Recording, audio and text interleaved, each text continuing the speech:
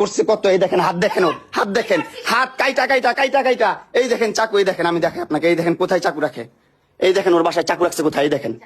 হ্যাঁ আল্লাহ, আমি ওর বাসায় আসছি, আল্লাহ কখন আমাকে ওই এটা দিয়ে মারতো, কখন মারতো, এটা তোর বাসায়, এখানে চাকু ছিল, লাইভে দেখাইছি আমি, লাইভে দেখাইছি।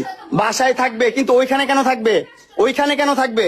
হ্যাঁ ক্রিমিনাল জানোয়ারের কোথাকার, এই যে চাকু নিয়ে আমাকে থ্রেট করে, ব্ল্যাকমেল করে, জানোয়ারের বাচ্চা। হ্যাঁ কি কি করতেছি আবার বল, এই যে দেখছেন আসল রূপ, এগুলা বের হবে, আস্তে আস্তে বের হবে, সব বের হবে, আসল রূপ বের হবে। এই যে ওর বাসা, এই যে ওর আম্মু এই রুমে আছে, বাচ্চারা এই রুমে আছে, এই যে এখানে বসে আমার সাথে এইরকম ব্যবহার করতেছে, এগুলা বলতেছে। আমি বলছি ভাই তুই তোর মতো থাক, আমার মতো থাকতে দে ভাই, আমার মতো থাকতে দে, আমার লাইফটা লিড করতে দে, আমাকে বাঁচতে দে।